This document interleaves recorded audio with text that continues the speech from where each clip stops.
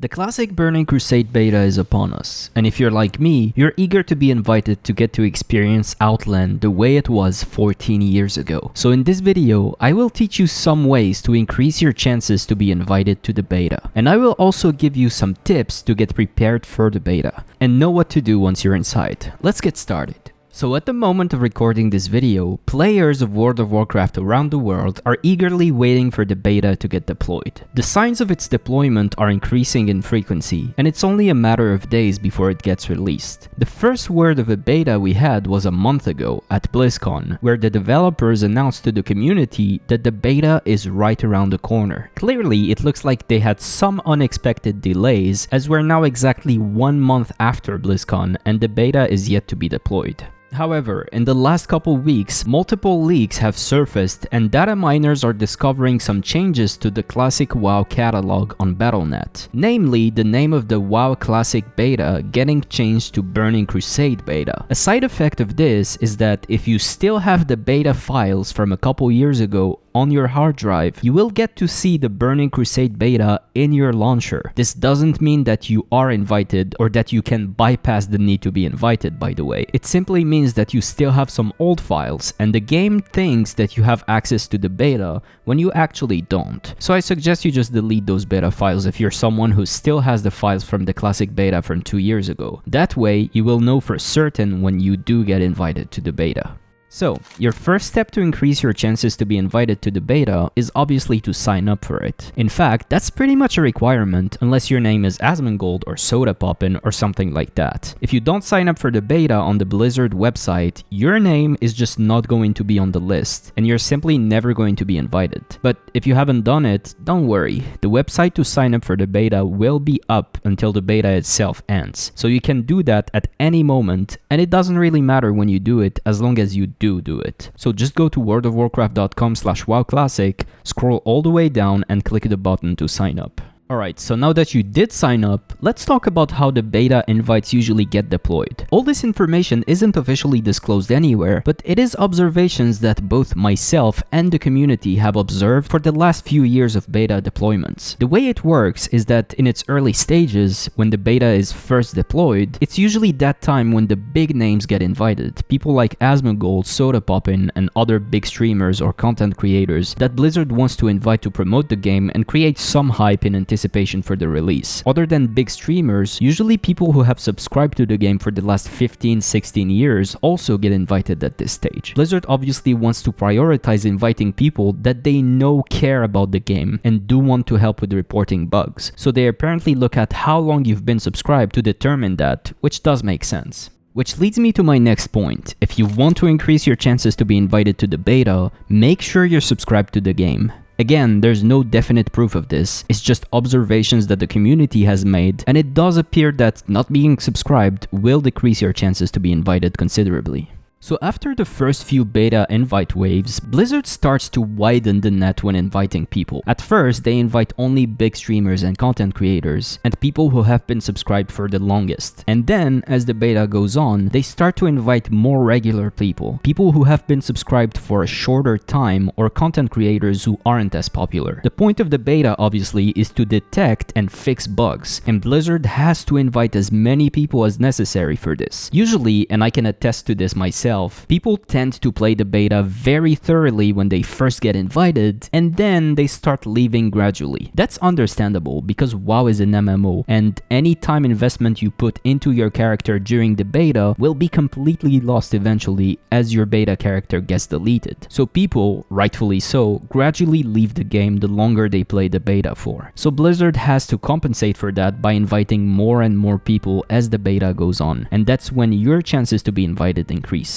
So the next thing you need to do is to just be patient. The longer the beta goes for, the higher your chances to be invited are. Being invited on week 10 is way more likely than being invited on week 1. So keep that in mind and arm yourself with patience. Now let's talk about bug reports. Every WoW beta has a small window on your interface where you can both report a bug or say that you're confused/stuck somewhere. This is the main communication route between players and developers. When you report a bug in this window, it directly goes to QA or quality assurance people at Blizzard. And if they consider the report to be an actual bug, the report then directly goes to the programmers and game designers to be fixed. The reason I'm talking about this is because I encourage you to use this functionality as often and willingly as possible. Because number one, that's obviously the main reason why you've been invited to the beta, to help the devs solve the bugs and give your feedback on the game. But also because the more bugs you report, the more Blizzard will be willing to invite you to subsequent betas in the future. Again, there's no hard proof of this, but it does appear that Blizzard wants to prioritize inviting people who will be helpful to them, and looking at how many reports a player has written is an easy way for them to determine that. Obviously, this won't help you get into the TBC beta, but if you do get invited, it could help you get in the next WoW expansions beta and even the classic Wrath of the Lich King beta. So keep that in mind and try to help Blizzard as much as possible by reporting as many bugs as you experience. Next, let's discuss some things to expect and prepare for in anticipation to getting invited to the beta. Number one, there may or may not be a level cap in the beta. Blizzard did this for the classic WoW beta a couple years ago, where they capped the player level at 30 at first and then at 40 by the end. This created some very interesting gameplay opportunities, as no one before ever twinked at level 30 or 40. This led many interesting community-led activities, most notably a couple dueling tournaments. No one knew the optimal way to play their class at level 30, so people were discovering new strategies to excel at their class at those level caps. It was very interesting and entertaining to watch. But the point is, Blizzard did this in Classic for two reasons. Number one, they didn't want to spoil the magic of discovering the endgame of Classic before the game released, so they wanted to preserve that for the whole player base to experience on their own. And the second reason why Blizzard usually does this is to focus their effort and the community efforts on one part of the game to make sure to get it as solved and bug-free as possible. Obviously, on the Classic WoW beta, that was the leveling experience and the class design, as at level 40 you get most of your arsenal as a class, and the leveling experience is a big part of Classic, so Blizzard wanted to focus on getting those aspects as perfect as they could. Now, to go back to Burning Crusade, they may or may not do the same, but we should expect level caps and or zones to be blocked from access. We could, for example, only have access to Hellfire Peninsula and Zengar Marsh at first, and all the dungeons associated with those zones, and maybe have the level capped at 62 or 63. That way, Blizzard will be able to focus on one part of the game at once, and really to be thorough as far as bug fixing those parts of the game.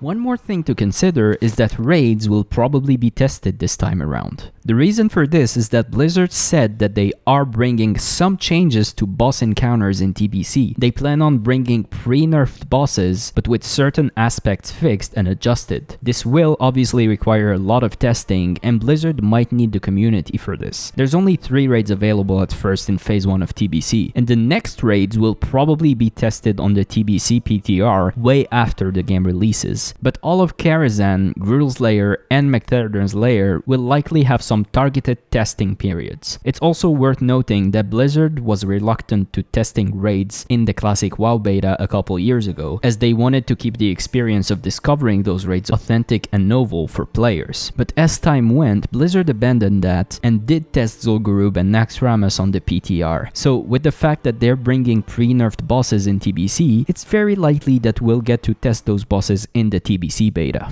The next thing to consider is that you will likely get to copy your character from the live Classic WoW servers to the Classic TBC beta. That wasn't the case in the Classic WoW beta, obviously, because it was a new game and we had no characters to copy from. But every time a new retail WoW expansion is released, we always get to copy our characters from the current live retail servers to the beta in question. So, since TBC is considered to be an expansion to Classic WoW, it's likely that we will will get to copy our classic WoW characters to it as well. For this reason, here's some things you might need to consider when doing that. Make sure to get enough gold ready for the beta, mainly to buy your blue and epic flying mounts, which will set you off 6k gold. So if you don't have enough gold for that right now, consider farming a bit to be ready to afford those. And then all you'll have to do is copy your character a couple times and mail yourself the gold that you copied. It's also likely that the flying mounts will be made free on the beta, so don't worry too much about this. It's also very likely that even if it's not, players will be giving away gold for free, as you can copy as much gold as you want, so I wouldn't worry too much about it. Another possibility is that your gold might be completely wiped once you copy your character to the beta, and if that's the case, consider having a few items that vendor for a decent price. One thing that comes to mind is Elementium ore, which sells for 10 gold and is super cheap on the auction house nowadays. And then there's the last possibility that there might not be a character copy at all. Maybe Blizzard will give pre-made level 58 characters to test the beta with. I personally don't think this will be the case, as when the real game releases, we will get to keep our characters going into TBC, and that might create some weird scenarios that Blizzard might want to test on the beta. But I could be wrong, maybe there isn't going to be a character copy at all, in which case, getting your character ready for this is irrelevant. Let me guys know what you think about this. Do you think we will get to copy our characters to the beta, or do you think they will give pre-made level 58 or level 60 characters to everyone? Let me know in the comments. With that said, I hope you found this video interesting or entertaining. If you did, consider liking the video and subscribing to the channel, as there will be way more videos like this in the future. I will see you guys in the next one. Bye for now.